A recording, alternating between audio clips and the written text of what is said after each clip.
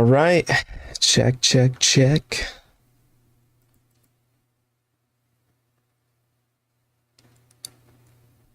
Welcome to the 50th podcast of Healthy Dialogue.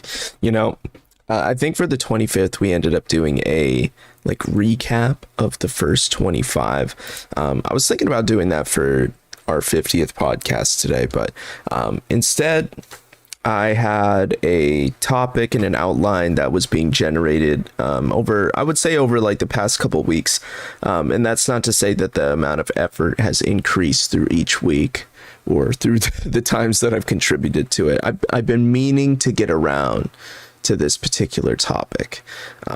And the reason being is because I've had, in the past like couple years, I suppose, I've had moments where people enter and leave my life. Some people have stuck, some people temporarily stuck and then dipped out on their own.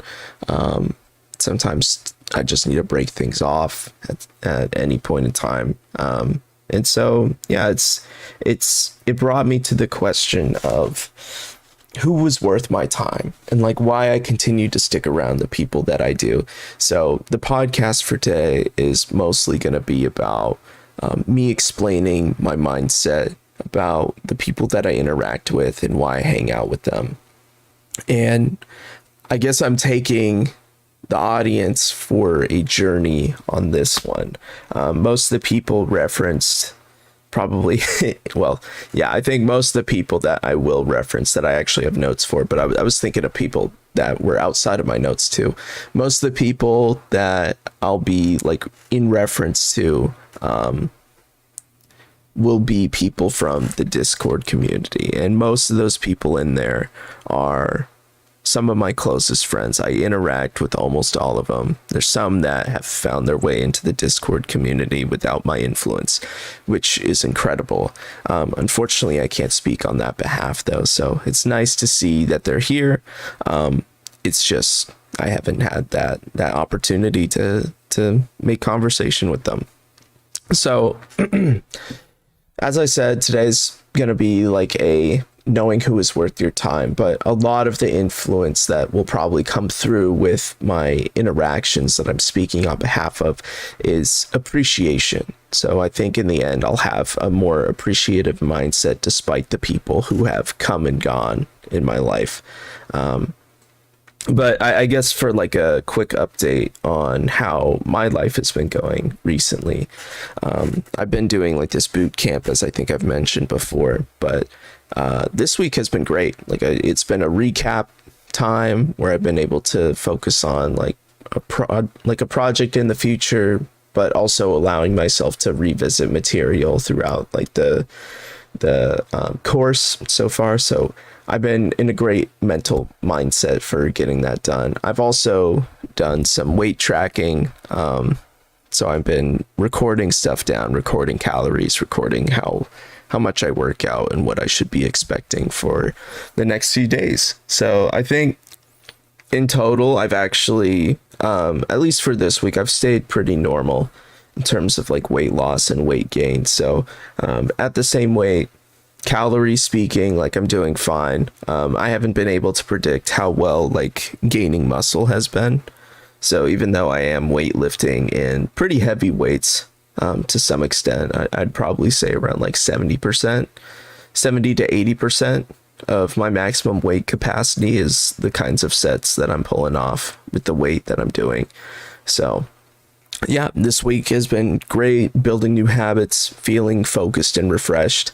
I guess there has been a couple of concerns in the past week. I don't think I've managed my network necessarily properly with some of the people outside of my inner circle. So I have my inner circle, which are most of the owners in the Healthy Dialogue Discord server. Alon's been popping in here every once in a while, which has been great.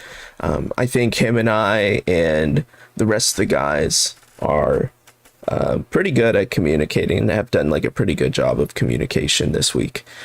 So that's been inspiring to me because I think that's been lacking in the past couple weeks. as far as the other people go on the like outside of the group, so I've had Isabel, who's had the pleasure, I've had the pleasure of talking to her on this podcast once.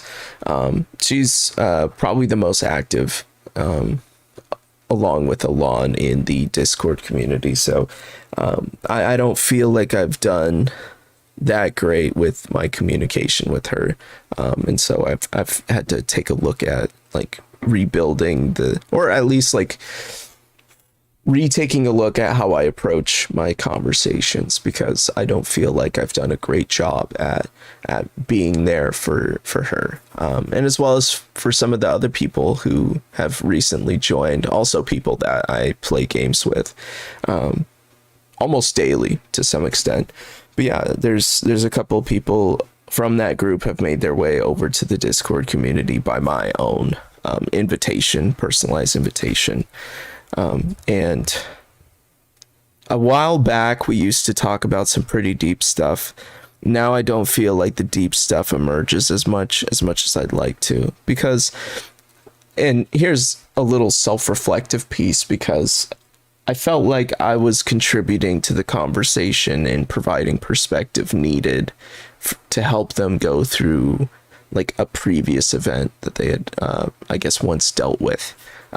But, and that's not to say that they were incompetent in like dealing with their own situation. They were very competent in moving beyond what they experienced. But I think my perspective provided a refreshing outlook that they appreciated. And so when I think about my involvement with other people, part of who I think is worth my time are, I guess this ended up being a pretty good segue into our main topic today. So I think when I evaluate how my presence with the people I surround myself with, the people that I choose to be with all the time, these are people where my input actually has some variable meaning to their life, and you can pick up on the value at which that brings someone else based on how they, based on the different ways that they can express the gratitude, or perhaps their own actions, what kind of behaviors they're making changes for themselves, and how much of that is related to what you had said. At one point in time, I was dealing with a parasocial relationship with.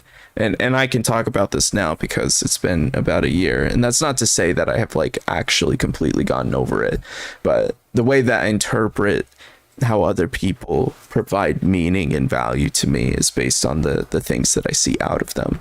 And so what I take away from other people is way different than perhaps what they see within themselves, or perhaps other people have to tell them the same thing. But yeah, I very much highlight out of people this, people who have values towards like self-reflection and the capacity that they have for when they're using self-reflection as an exercise to improve their life. So for me, I'd like to think I have some level of capacity that is meaningful to me, and it provides me direction almost instantaneously. So there's been moments where I've had some toxic fronting people, and usually my intuition is pretty fast at figuring out whether or not those people are worth my time. So I've dropped people immediately after I've seen some behaviors I didn't like. And that goes for everyone, right? But some people are like, okay, I used to be a bit of a pushover when it came to like meeting someone new and then just kind of dealing with the behaviors that they would exhibit. But now I feel like my tolerance is so low to where I don't feel the need to approach people who show me even the slightest behaviors that indicate perhaps like a toxic or that would be like a toxic relationship to me, because that would be draining in some sense. So namely, in one particular case, I was playing what was it, like CSGO. I was playing like some competitive game, and there was some person who ended up like being a gatekeeper for other people. They would like call him trash, whatnot. But somehow we ended up being like friends shortly afterwards. I think it might have been like a Fortnite, or yeah, it was around that time anyways. It's like when Fortnite was popping off, I went to like a Discord crew, went to like the public Discord crew, and then tried to find someone. And so they started treating like everyone else on the team like trash. And to me, I didn't really like that. So I just said, you know, you don't seem like the kind of person I'd like to be around, so I'm just going to drop you. And then after that moment, he just like switched to like a pretty toxic attitude towards me. But yeah, it's from a little bit of the empathy side of understanding that situation. It's, I guess he was looking for a companionship, like dedicated companionship, but I definitely was not the one who was going to be willing to put up with that kind of situation, at least on his front. So, but he was very willing to accept my companionship, my neutral companionship to some degree. So, I do have a list of questions when it comes to, or from the outline for today. And I did preface this, this podcast in my outline saying that it's going to be incomplete because generally speaking, I have a lot of experiences to draw like dialogue from, which is great. It's just I wasn't able to write all of them down in the moment. But yeah, hopefully this should give me enough talking points from this outline to not only be helpful in the abstract sense of when I'm talking about my experiences, for perhaps modeling your own self-reflective process when you're taking a look at your relationships. But ideally, it should be more than like more than like 2 hours. But I definitely don't have the capacity to talk about everyone and everything and the different dimensions of which I evaluate things. You know, I'm very surprised at how well I'm able to just unconsciously deal with things. And then like when I'm able to look back and reflect, reminisce on different experiences that I've had with people, somehow I gain like further understanding from looking back at that and understanding myself objectively. And that's not to say that I can attain like true objectivity of a perspective about myself, but rather I start to understand that like, even though I can't be confident that I might behave a certain way in the moment, there are experiences that statistically say that I would behave in that way when the time comes, even if I wasn't able to consciously make decisions to influence that behavior. It just came out naturally. So it's nice to know that like that when I am able to self-reflect on moments or like look back on moments, I can have some confidence about how I would behave and be happy about how I behave, especially because it turns out well most of the time. There are other times where I need to make adjustments for myself. So anyways, going through the outline list today, today I have some general questions in relation to like how I look back on my experiences. And so the first thing that I take a look at when I'm dealing with other people, and I'm at a point where like I'm like separated from like any present involvement with someone else. One of the questions that I normally ask is, how do they make me feel? And so when I take a look at my inner circle, they usually make me feel heard, while also allowing me to be like some stupid person like in the moment. So I'll ask like really stupid questions. They might like do some what's it called? Improv. So something that we really do with our inner circle group, or with my inner circle group, is a bunch of improv. Like we'll do some role play about like being like a cowboy playing games, whatever. We'll take on these impressions, and it's a really great time. We like almost everyone's got that got that personality, so it's great. But yeah, they really make me feel that I can joke around, I can play games and have a great time with them, both IRL, virtually, and it's wonderful. So I don't usually appreciate them enough, and that's always been like a problem. But I do know that I feel the most appreciated with them in general. There's a couple other outliers from my network of people. One of them is Isabel, namely, and she's been great. She's able to not only understand like the different ideas that I'm able to throw at her and the way that I tell them, but she's also like self-reflective enough to know like when my words don't really reach her, and perhaps I provide the same reciprocity when her words don't really reach me. And so being able to have that dynamic of we can build upon the interactions that we have to make it as optimal as possible in terms of understanding each other. And that's such a great foundation to have with someone, because when I take a look at some of the experiences that I've had with other people. I've had someone who I met on Kippo, which is a like gamer dating app. This is someone who is over in like Texas, somewhere around that area. And I would just say something in the way that I would normally say it, and the other person would have zero clue as to what I just said. I've also had someone in Washington. It was like a 30-year-old that I met on like, what was it? I think it was Hinge. And, you know, as we were trying to understand each other, I would like put out some questions, whatnot. And she really didn't have the effort, or it's not the effort, but like she didn't have the tolerance to deal with the kind of line of questions that I had, even though I was definitely willing to listen to the different things that she was willing to talk about. She couldn't match my energy and how I would portray ideas and give me feedback off of those ideas that I present. So, or at least have like her own thoughts when she was dealing with that. And that really put in perspective that age doesn't really matter, because everyone generally has their own experiences that they're able to put together. Back when I was 21, I had met someone on Bumble who was like 19 at the time, so 2 years younger than me.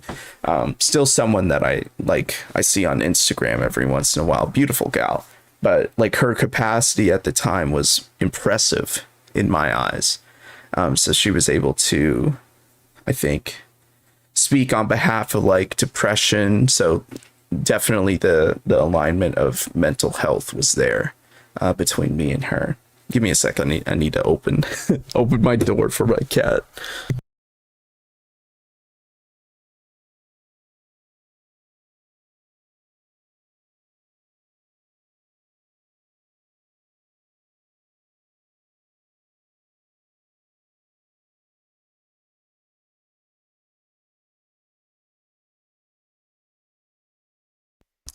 Yeah, that was someone who I understood to be like someone who would be worth my time in the future. And unfortunately, we haven't kept up because, you know, in terms of our values, actually it's pretty aligning, but in terms of like hobbies, I guess like it didn't really make sense in location wise to like keep up, which is way different from some of the other people that I met, like Isabel, namely. Like we played games at some point in time, but yeah, we just check up on each other like every once in a while, and it's honestly refreshing to have that conversation with her, because she has like probably out of everyone else that I've ever talked to, most of my ideas can be not only interpreted in the right way, so communication efficiency wise we're doing really great, but on top of that she's able to generate her own ideas back almost instantaneously. So it's the kind of fluency and speed at which we can speak to each other is one of the greatest things that I have with Isabel, and it's a really special thing that I don't find with anyone else, which is amazing. So, and there are other people who are able to interpret my ideas and then also have like some dialogue with that. That's pretty much my entire inner circle. But there was a person who is also part of the Healthy Dialogue Discord server, and her name is actually, I guess I shouldn't say her name, but she's from New York. She'll know who I'm talking about her, but if she still listens to this, but she's not someone who particularly games that much anymore. She does more like IRL stuff. We met in like January virtually over like Kippo as well, and we've had like some conversations since. Back in January, I wasn't much of a I guess you could describe me as someone who was intolerant. And I think that ended up being a big reason for why like our separation occurred, is because at some point in time I showed some like pretty nasty colors about myself, not towards her in particular, but just ended up being, I wasn't that great. I don't think I didn't show my best side. And that's not to say that my best side or my bad side is that bad. There are definitely people out there who blow up, but for me, I just felt like it wasn't that good. Let's just say that. And so we separated after some time, but yeah, she was someone who was able to like reciprocate my ideas as well, and also further like my own reflective capacity. So this was someone who was able to draw questions when I was having dialogue with her over different things that I had thought about, and then further the discussion with new ideas, which I thought it was incredible. It's just unfortunate that in March we ended up separating away, probably more so in due to her living her own life now. But yeah, it is what it is. It's the mutual interest in keeping at the conversation or keeping at the friendship. And it just happened to be that like I wasn't really necessary in that end goals for her. So yeah, it's a problem. Very recently I went on I've been on a list of virtual dates with someone from Nevada. And this was someone who really tried to be self-reflective. And I think she was like, she's incredibly smart. Definitely one of the brighter side of people that I've found. And it just happened to be that like, as we were going through a dating activity where we were finding compatibility, we had gone through like a pretty extensive list of different ideas. And we've talked about these for over the course of like several dates. And so once we got to the end, the very last point, I said something that I didn't even feel like was too damning, but that was like a deal breaker for her, which was, I don't know, it's pretty crazy, man.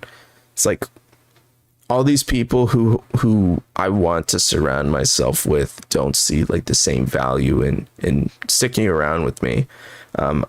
Which I guess to some degree I should be self-reflective on. Why do people leave me? What is it that draws people away? Is it because that when I start showing that I have like some human elements to me too, that I'm no longer worthwhile of being with them? I'm usually pretty calm. Like the way I portray myself in these podcasts is about the same as I guess how I approach my conversations and interact with other people in the Discord groups that I'm a part of. So it's hard to know whether or not why someone doesn't see the value in you anymore. I know when I don't see value in other people, it's because they start like draining me to some extent. And there's different behaviors that I will list later anyways about why people like start draining me in a way that that convinces me that I don't want to be with them anymore. So there was a Texas person who I had like chatted with every once in a while, but like conversation wise, like I would try to reach out and just I got ghosted. And so I was putting in a lot of energy to learning and chatting with someone else who didn't want to reciprocate that energy back to me. Even though she was like someone who clearly wasn't doing well, like mentally. It was someone that I felt a need based on my own previous experiences with depression and like a suicide attempt, that I wanted to go chat with this person like every once in a while just to make sure things were going okay. And when I did like go out of my way to engage in conversation and like express genuine concern, the response that I got back was like like putting down her feelings in the moment. It was like, oh yeah, I'm fine. So she would express like a need for help from certain people, and then when I reach out to figure out how well like she's doing, what the response I got back was some like disingenuous feedback. So yep, there's that. And like after some point in time, I just said this, I could not keep like spending energy on this person when knowing that like the responses that I'm gonna get back aren't gonna be productive. So that's like the annoyance part that I get, the intolerant part of me that knows if I keep going with that, I'm just gonna be like resentful towards this person, and I'd rather not. Like she just doesn't have the capacity to talk about things, at least with me. So it's either capacity or the choice not to. And to me, like she didn't really have. I think I lied to her about how much I admired her capacity to like back and forth ideas between myself and her. And yeah, that was probably a lie. I don't think she actually has that much of like unique capacity to generate ideas that would be worthwhile to the table. So I kind of went on a ramble. Let's get back on track. So generally how they make me feel, I try to surround myself with others who value my presence, make me feel like my presence is valued, and someone who like makes me feel like myself, makes me not afraid to feel like being myself. Next bullet point, what are their interpreted intentions? So there's some people that I know who engage on the basis of like self-serving interests. So you've seen this with certain people who I guess would like randomly drop you. I've had people who have done that before. And the problem is that I never interpreted their intentions to be like selfish. So there's this one person that I've known from like graduation of high school.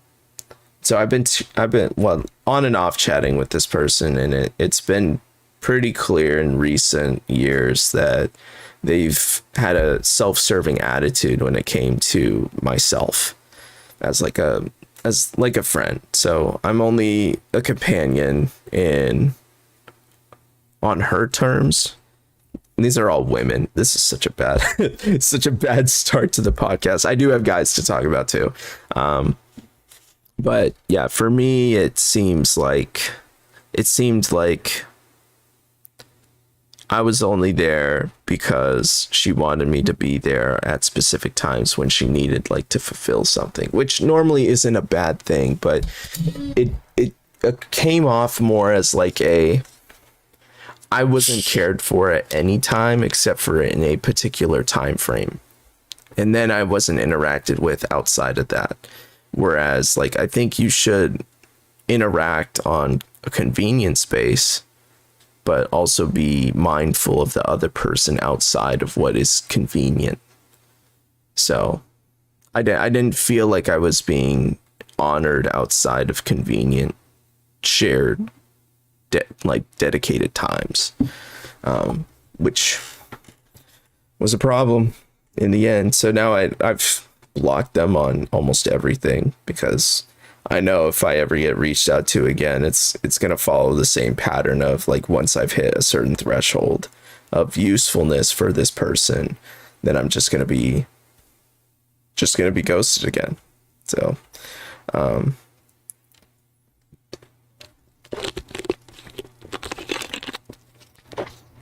yeah, like, I guess to some extent with your friends, you shouldn't have to question what their interpreted intentions are. I think you should know whether or not they cross the line of having some intentions. I think if you're going for friendship, you have no intentions with seeing the value that someone else can bring you. I think you forget about that. I think you make that realization though when you feel like you're being taken advantage of. So I think that's probably where my bullet point was supposed to go in the first place. Next bullet point, how well can my words be delivered to them? And like communication is such a huge thing for me because I don't want to be re-saying stuff that I don't feel the need to explain out too much, which isn't to say that I'm not patient enough to explain things out. I've got someone in like another group that I've been introduced to since April, the San Francisco crew, actually. These people have, there's one person who's definitely not afraid to ask like what I mean when I say certain things, which is great. It's just at some point in time, if my words just can't ever get to you, we're going to have some problems. And I've had people like that who have like constantly asked me questions over whether or not I meant this, I meant that. But to me, it's pretty clear. And I don't think there should be any like problems with some of the things that I say. So like I make questions, or rather I judge whether or not the clarification is necessary in some areas. And when it isn't, then I feel like I'm being annoyed. And when it is, then I feel like I've done a good job at like explaining somewhat of the concept to where they're able to interpret like part of the meaning that I was presenting. And so from there, I can make clarifications to the details that they have problems with. So, if there's a 0% transfer rate and they're just asking questions, then it's a problem. If there's like a 80%, 70% meaning translation efficiency, then I'm probably like okay with that. So how well can my words be delivered to them is one, the things that I pay attention to, but that's probably more catered to myself. But I'm sure there's other people out there who have definitely had a problem with being able to communicate properly with other people. If they can't feel like they're being heard in the way that they want to speak, then are those people really worth your effort in terms of generating a friendship off of that? Because that's a lot of wasted effort in just communicating your ideas, which, I mean, how different is you versus your ideas really are. It's like what you think up is your unique identity, and like what values you have to yourself is the same as like what ideas that you generate or prioritize. So like your biases are your identity, which come from those ideas. And if you're not able to convey those in the way that you know how to convey them, then you're probably just talking to a wall at that point. So figuring out the people who are able to interpret your ideas well are the people that you'd probably want to spend your time around. And I have a lot of people like that who are able to understand the ideas at which I'm able to generate, while also knowing how to interpret the things that I don't say. So they're able to make assumptions and perhaps like interpretations, their own interpretations off of the things that I say, and have the investment in those ideas themselves to where they're able to generate perhaps the content that I don't say within the conversation. How well can they reciprocate my ideas? So it really sucks when you say one thing and then someone else, the person that you're talking to, just says something completely random, not contextual to the conversation. What's really great is when you're able to have someone meet you on the same kind of passionate. Well, okay, that's like this. What I said before was kind of the extreme case, but the next step up from that would be like they're able to understand points within the conversation, but not able to like generate dialogue to match the energy that you have with the topic you're talking about. And sometimes that's good. Sometimes that's good enough, because perhaps that just means they're thinking through like different ways of how to approach their side of the conversation. What can they bring to the different ideas that you've already generated? And to me, I'm fine with having people listen to the things that I say, but I also know that a lot of my growth opportunities are from moments where other people have their own input of what to say. In humor ideas that I perhaps have, and then take it steps further. It's like when you objectively take a look at the presentation of ideas that this person is saying, how can I make my contributions so that they're able to see things in a different light and complete the idea so that it can be better? And that's kind of what I've looked for in other people. It's like when I present something, how well are you able to build off of that idea, make the specifications as to prioritize like what details of that idea should be important? How do you make my idea better? And does my idea really matter? Right? So it's not only like providing feedback on like a novel idea that I might have that should be built upon, but also understanding and having the feedback capacity to tell me to shut up when I say something really stupid. So, having genuine feedback is the kind of reciprocity that I expect in when I present ideas to other people.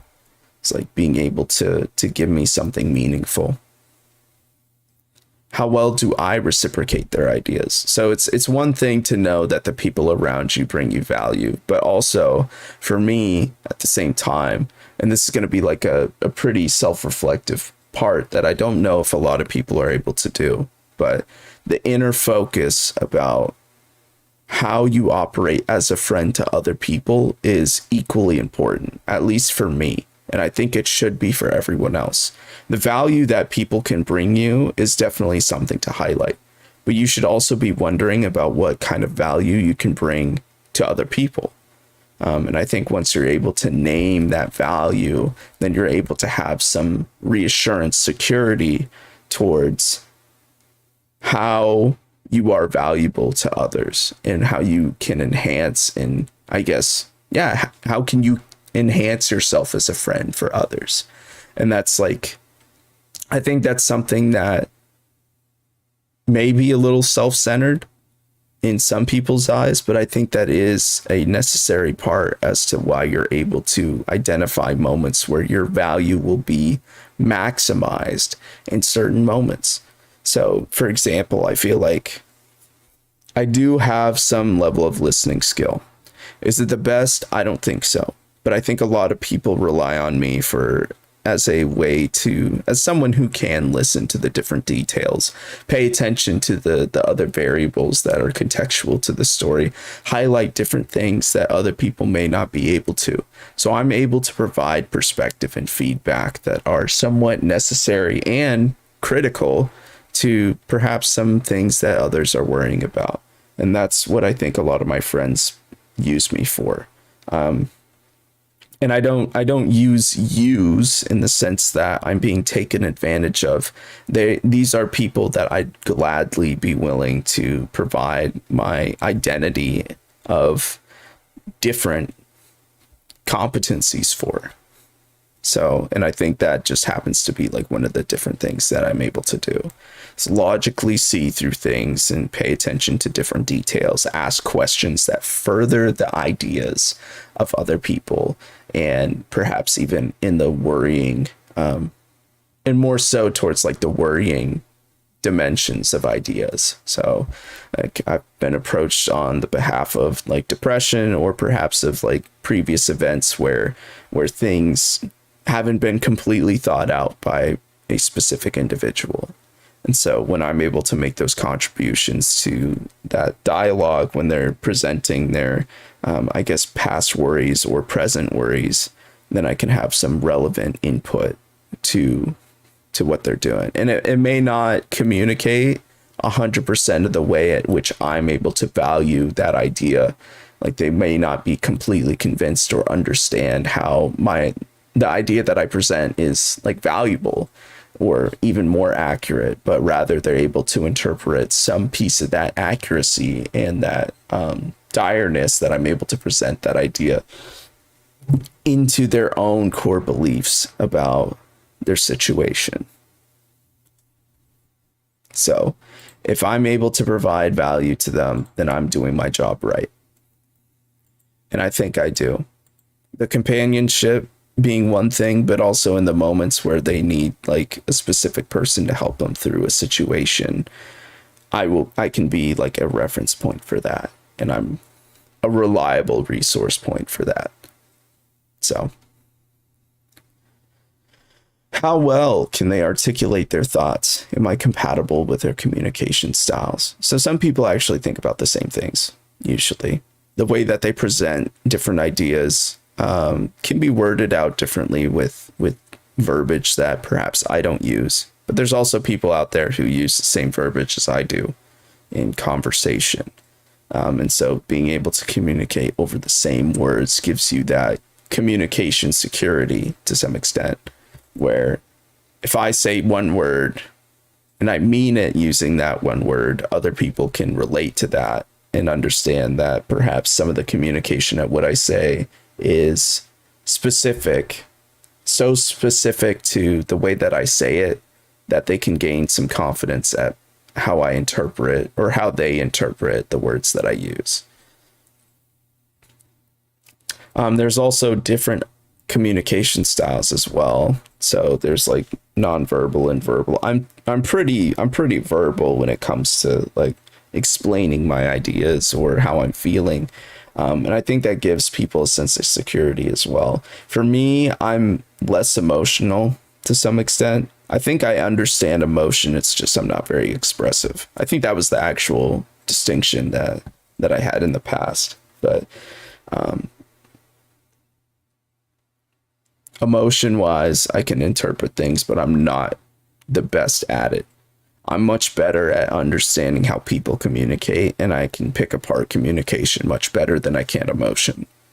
Because there's some emotions that I'm not able to pick up very well. Because I've definitely known people who are way better at understanding emotion when they see it versus when I see it. So it is a growing field, I guess, of mine, but I'm definitely better at the verbal communication. When people need to express themselves in that way versus like emotion.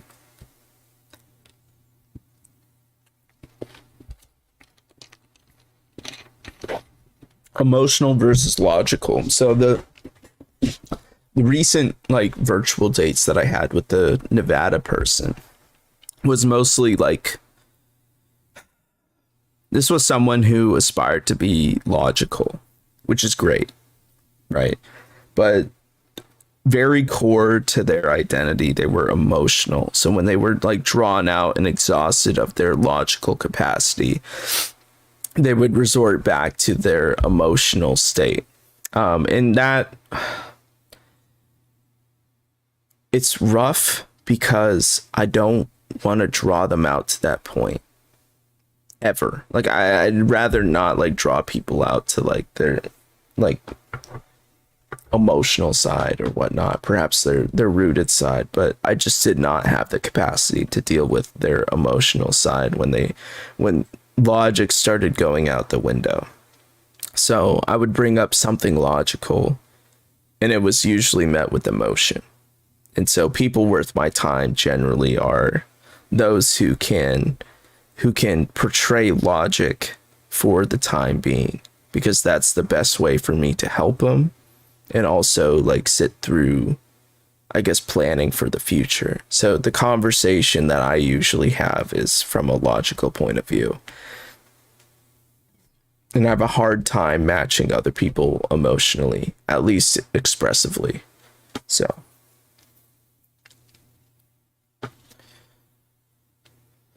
All right, next bullet point. Do they have my best intentions?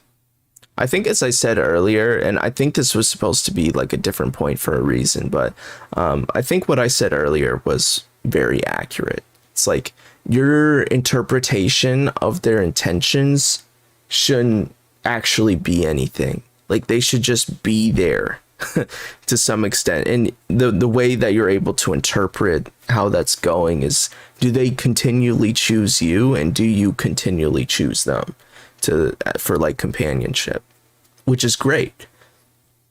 The second you start understanding that like you're a conditional choice is kind of when you start questioning whether or not if they have your best intentions or if they're using you for something. So I liked my answer before, and maybe I just built on top of it now, but I'm going to keep it at that.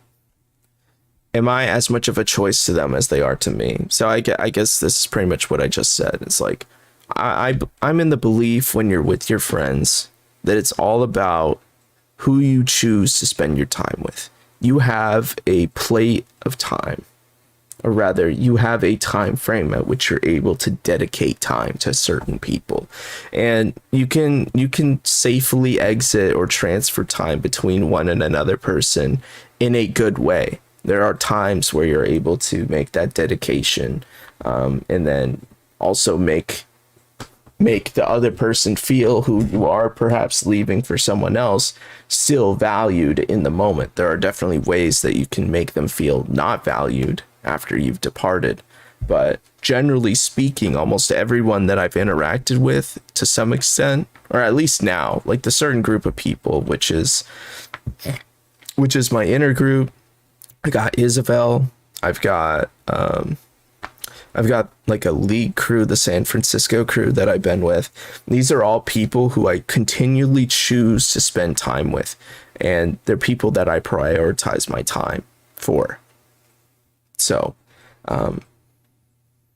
yeah, and I think they're very willing to. At least I've taken the interpretation about the different behaviors that I've seen from them as they're equally willing to put in the time to invest in me. And that's the beauty of like all my friends, and I love them to death. So, okay, I think I had a couple more points. These are like off-topic points that I think required a bit of analysis from me in the moment. So, here's some extra bullet points. Are there behaviors that I've seen in previous people that I know I do poorly with? So, the emotional people, I used to have like I have an ex who at some point in time during like different interactions would become so emotional that it was hard for me to interact with them. And not only was it hard for me, but it was hard for them to interact with me as someone who was, I guess, more logical in the moment. It's like, but I needed to stand up for that because logically I felt like it was the right thing to do. Or maybe emotionally I thought it was the right thing to do, is stand up for the logic. But emotionally for her emotions was the priority in the moment. So we would butt heads usually over emotions and logic, whatnot, different perceived subjective views. And that caused a lot of problems. Whereas if I've yet to find someone else who's particularly logical as much as I am. And that's not me trying to gloat about like my perceived self-logic, my perceived self-logical ability, but rather I'd be very eager to see how other logical people line up. And if possible, I think that might be a filter for what I look for as like a romance partner in the future. So, yeah, I just know that the history of like emotional people usually deters me away from them and makes me feel like I should shut up because I don't want to ruin the fragile nature of the other person, to where like I know my words would hurt more than their words to me. So that's definitely a poor way to put it. Let's scratch that last sentence because that's not what I meant. But I don't think I have the capacity right now to clarify what that actually is. Shared interests to have endless conversations, so endless content. One of the problems that I have with someone who's local, that I also met on Kippo actually, but this is someone who I believe to have more self-reflective capacity than I do, and have like a better social outward nature than myself. That's not okay. I'm gonna be honest. For some reason, in recent time, I've been classified as a extrovert through different tests that I've taken. So it's hard to say, but this person I think has more social capacity than I do, and also has a better like self-reflective model, can articulate better. This is someone that I just think is way better than me at like most of the dimensions at which I value myself. And so it's hard to know, even though we share the same interests, and as the point suggests, and we can have like endless content over certain things. I actually, you know what? I want to change that. Instead of endless content and endless conversation, I want to say a timeless conversation and timeless content. I think if we were ever to re-engage in conversation, I think it would work well. But there's definitely people in my inner circles, or like in my current friend group, who I'm able to have conversations with pretty well, and we can just talk about anything anytime, while also having like shared interests or spending time on shared interests, which is great. Let's say I choose to leave, I do something else completely different. If I return back to them, I'll be able to have similar conversations in the future as I would today. And that's what I think is great about like the timeless aspect to different friendships that you have. It's that, are you guys going to be able to, it's hard to evaluate, because when you're meeting someone new, it would be difficult to know whether or not that dedication would be worthwhile, in the case that you'd be able to return back in the future and then have like some healthy dialogue, or perhaps like some normal conversation in the future. Like, how do you develop that? And I guess the dedication part in the moment is what leads up to the return of choosing to share time together. Maybe that I think I've just gone on like a huge tangent from what this is, but I do think that the shared interests and the endless conversation, perhaps like the shared core values, there are some values within me and within that I've seen within other people too that just haven't changed. And so being able to know that the other person is going to have those core values in the future is definitely incentive to re-engage with said people. Mutually enthusiastic conversations is my last bullet point for the outline. And it's definitely true that your engagements need to be met with like enthusiasm on both sides, or at least like matched enthusiasm, which is great. Or at least humoring of energy, enthusiasm. And I feel like the people who are able to bounce ideas back off to me in a somewhat mutually enthusiastic manner are the ones that I continue to surround myself with. And you know, you can act that way for a certain amount of time, but I think with with most people, you can only engage in like an act for so long. So to some extent, I know with like my inner circle for sure, there are definitely people who who not only bring up the same kind of content that I would do for myself, or that I would want to do for myself with other people, but just knowing that like it's not an act, and knowing that they're equally invested in engaging in certain behaviors at the same level of enthusiasm, or like similar perhaps, is such a relief. And when you start seeing that in other people, it's a great feeling. Like you start realizing that those are the people that you want to stick around with, especially if you start seeing other dimensions at which they're able to like match your energy on different topics. I think there was one more thing that I wanted to say in this podcast. And I think it's in relationship to the person who I mentioned earlier that was like a local Kippo match. And the person who I think was better at me in everything. There was one particular reason why I don't continue chatting with this person on a daily basis and why I don't think she like chats with me back. And I think the problem is that I don't know if I'm able to reciprocate everything in her direction. I can to some extent, but there is a limit to how I'm able to like communicate to the same enthusiasm that she may think it's worthwhile. We can generate dialogue pretty well. She's able to be like self-reflective enough to provide like inspiring feedback to me too.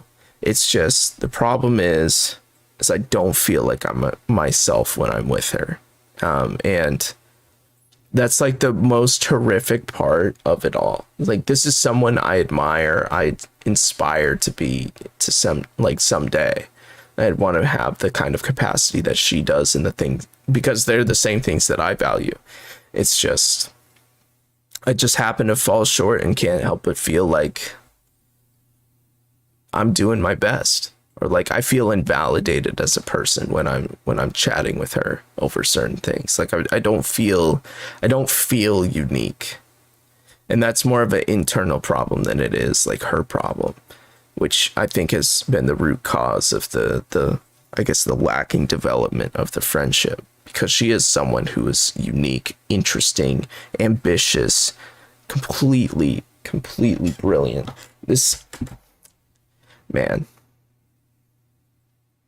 she's a great person. She really is. So I think that about does it for today's podcast. I like, as I was going through that whole dialogue, I will say, like, I've taken a look at my bullet points sometimes, and I, like, as I was even speaking about certain things, which I don't even think I took the time to stop for, I just had these thoughts of like, holy shit, Spence, like, you're talking way too much. This is a Saturday. You're supposed to be chilling out. But here I am. Somehow I made it through all of that. I don't know how coherent that ended up being, but maybe I should have took more notes along the way for that. Anyways, there are some people out there, and I think there's frequent listeners who know of these people, or rather who might have known who I was talking about, whether that's themselves or other people in like the Discord community, or people that I talk about amongst my friends in general.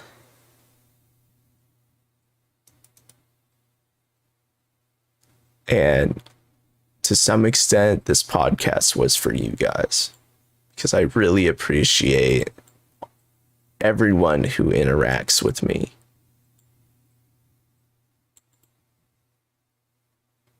And I hope that's portrayed with the time that I spent with each of them.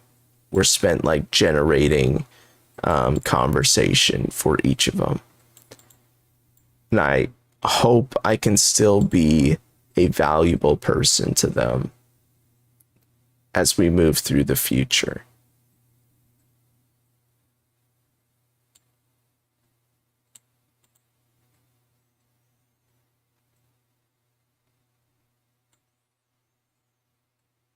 It's one thing for me to say, like, value your network.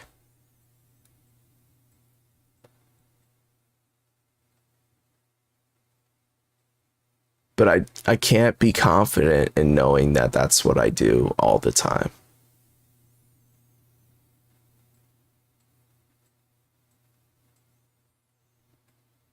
So I guess part of this podcast is a realization as to how much I should be spending time with people, or perhaps like how do I show more appreciation.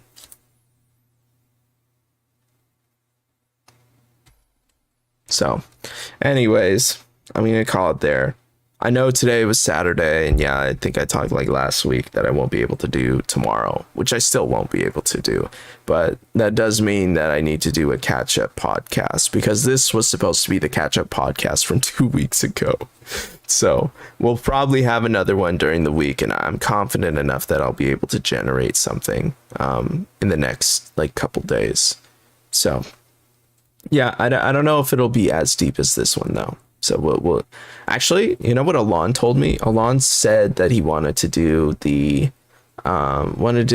a review of life tips as well. So I'll probably have him lead that discussion and just like sit back and ask the questions. I'll find like more articles to review life tips for. But yeah, I thought last week was pretty good in terms of relying on the, I guess, outsourced content.